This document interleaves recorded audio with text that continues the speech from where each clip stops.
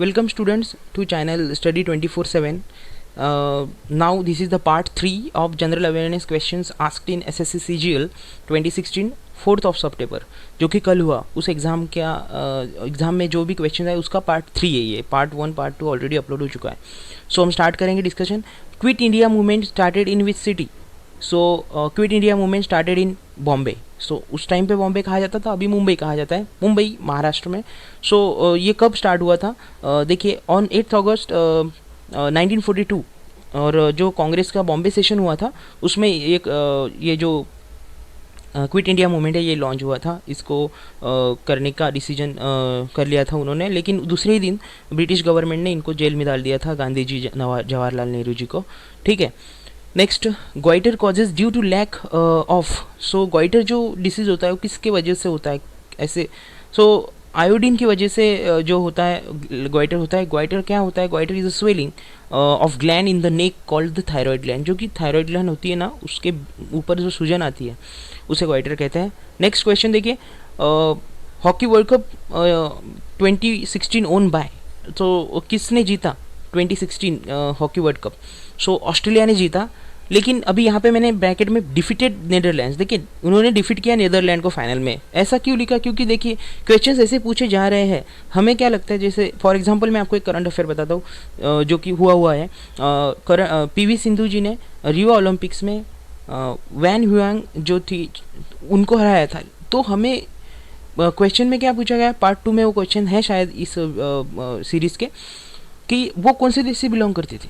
सो देखिए आपको उस क्वेश्चन में ये पता होगा शायद किसको हराया, दीपा का अपने पीवी सिंधु जी का भी आपको पता है, लेकिन अगर शायद हमें वैन हियांग जो थी उनका कंट्री पूछा था तो वो शायद से हम याद नहीं कर पाते। तो वो चाइना से बिलोंग करती थी, तो वो पार्ट 2 में मैंने डिस्कस किया है। इसीलिए कोई अगर देश कोई कप जीत रहा है, कोई अगर प्लेयर किसी प्लेयर को हरा रहा है, तो दोनों का हमें उनके कंट्रीज़ पता होनी चाहिए। इसीलिए मैंने आपको यहाँ पे ये लिख दिया है कि नीदरलैंड को उन्होंने फाइनल में हराया था हॉकी वर्ल्ड कप के।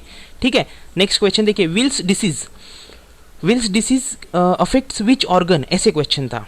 ठीक है, अफेक्ट्स विच ऑर्गन। तो विल्स डिसीज जो होता है वो जो ऑर्गन, देखिए आपको अगर ऑप्शन में ये सारे ऑर्गन मिल गए तो अच्छा है, आप सारे यानी ऑल ऑफ दी अबो कर देना।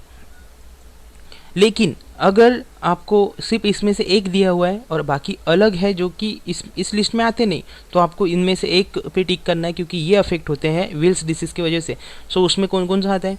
Brain, liver, kidney, heart and lungs. ये जो ऑर्गन्स है 4, ये ऑर्गन्स अफेक्ट होते हैं विल्स डिसीज की वजह से। ठीक है, नेक्स्ट क्वेश्चन हम देखेंगे, Shearer award related to which sport? तो शीयरर अवार्ड किस फील्ड से रिलेटेड है? तो शीयरर अवार्ड फुटबॉल से रिलेटेड है, और ये अवार्ड एक Alan Shearer retired English footballer है उनके नाम पे दिया जाता है। ठीक है, नेक्स्ट हम देखेंगे क्वेश्चन, लेटेस्ट अमेंडमेंट कौन सा था, ऐसे पूछा गया। सो देखिए ऑप्शन में शायद जीएसटी नहीं होगा, इसीलिए यहाँ पे 100 अमेंडमेंट आंसर बन जाएगा, 100 अमेंडमेंट वहाँ पे होगा। लेकिन अगर आगे जाके ऐसा क्वेश्चन आता है और आपको दिया जाता है 100 अमेंडमेंट भी, 122nd अमेंडमेंट भी, और उसमें सिर्फ एक ही आंसर हमें चूज़ करना है, तो हमें 122nd चूज़ करना पड़ेगा, जीएसटी, क्योंकि अभी जीएसटी लेटेस्ट अमेंडमेंट में गिना जाएगा।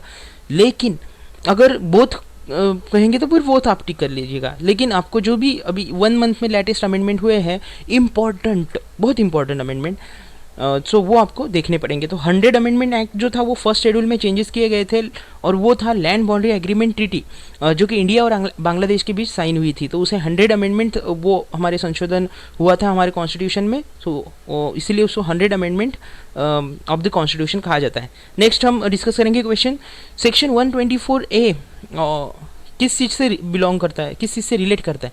तो section 124A is Indian penal code, IPC. हम आईपीसी सुना होगा आपने, तो इंडियन पेनल कोड होता है आईपीसी, और ये सेडिशन के बारे में बात करता है। तो सेडिशन किसी भी प्रकार का हो सकता है, जैसे बाय वर्ड्स हो सकता है, आइदर बाय स्पोकन और रिटन हो सकता है, और बाय साइंस हो सकता है, बाय विजिबल रिप्रेजेंटेशन से हो सकता है, or otherwise brings or attempt to bring into hated or contempt से हो सकता है। एनीथिंग इसमें जो भी आती है उसमें से, तो इंडियन पेनल कोड 124 के तहत गिना जाएगा। नेक्स्ट हमें क्वेश्चन पूछा है the theme of the 2016 Rio Olympics. Rio Olympic 2016 की थीम क्या थी? तो वर्ल्ड पीस एंड एनवायरनमेंट, ये रियो ओलंपिक 2016 की थीम है, ठीक है, और थीम थी। The longest railway line in the world, देखिए लॉन्गेस्ट रेलवे लाइन पूछी है वर्ल्ड में, सो वो किसके बीच किन दोनों स्टेशन के बीच है? सो देखिए ट्रांस साइबेरियन रेलवे जो है और मॉस्को और लैडियोस्टॉक लाइन जो है, इनके बीच का जो डिस्टेंस है 9289 किलोमीटर की लॉन्गेस्ट और busiest railway lines in the world में गिनी जाती है, ठीक है। देखिए कितना बड़ा डिस्टेंस है ये, 9289 किलोमीटर की रेलवे लाइन है ये, ठीक है। और दो स्टेशन है मॉस्को और लाडियोस्टॉक लाइन, ये है इन दोनों स्टेशन के बीच ये रन होती है। Next, speaker of Lok Sabha remove by. Speaker of Lok Sabha को कैसे रिमूव किया जाता है? तो एब्सोल्यूट मेजोरिटी से, ठीक है। और एब्सोल्यूट मेजोरिटी क्या होती है? Majority of the total strength of the house, that is more than 50% of the total. But लेकिन इसमें ऐसा नहीं है कि जो प्रेजेंट है और वोटिंग, जो टोटल स्ट्रेंथ है, जैसे 545 अभी स्ट्रेंथ है तो उसका 50% कितना बन जाएगा? 223। तो ये यहाँ पे अप्लाई होगा, नहीं तो आप समझेंगे जो प्रेजेंट है, जैसे 100 प्रेजेंट है तो 50 बनेगा, ऐसे नहीं, जो जितना टोटल स्ट्रेंथ है लोकसभा का उसके 50%। सो अभी 545 है तो 223 हमारा 50% बन जाएगा। तो एब्सोल्यूट मेजोरिटी के तहत ये लोकसभा ऑफ स्पीकर को रिमूव किया जाता है। फिर वो डिप्यूटी स्पीकर के पास अप्लीकेशन नहीं, वो रिज़ाइन अगर करेंगे तो डिप्यूटी स्पीकर के पास रेजिग्नेशन देंगे, और ये मेंबर्स थ्रू अगर वो रिमूव हो रहे हैं तो फिर वो जाएगा प्रेसिडेंट के पास। और दूसरी चीज़ ये यहाँ पे उनको 14 दिन पहले ये नोटिस दी जाती है और उस 14 दिन में वो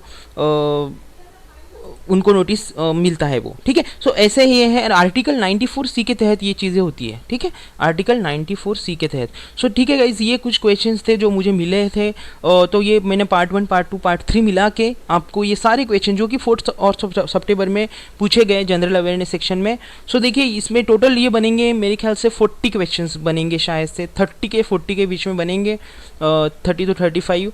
सो देखिए ये क्वेश्चंस अगर आप प्रॉपरली इसको पढ़ेंगे, नोट डाउन करेंगे, तो आगे आने वाले शिफ्ट्स में अगर आपका एग्जाम है तो आपको बहुत उसका बेनिफिट मिलेगा, ठीक है, क्योंकि क्वेश्चंस रिपीट भी हो रहे हैं और रिलेटेड भी क्वेश्चंस आ रहे हैं, तो हम डिस्कस कर रहे हैं तो हम साथ में कुछ एक्स्ट्रा नॉलेज भी गेन कर रहे हैं यहाँ पे, तो वो भी आपको काम में आएगा, ठीक है। तो आपको अगर कंटेंट अच्छे लग रहे हैं सो आप प्लीज़ लाइक कीजिए, वीडियो को सब्सक्राइब कीजिए, शेयर कीजिए, कमेंट दीजिए, ठीक है। और जो भी जिनका भी एग्जाम अभी आगे आने वाली शिफ्ट्स में है उनके लिए उनको ऑल द बेस्ट।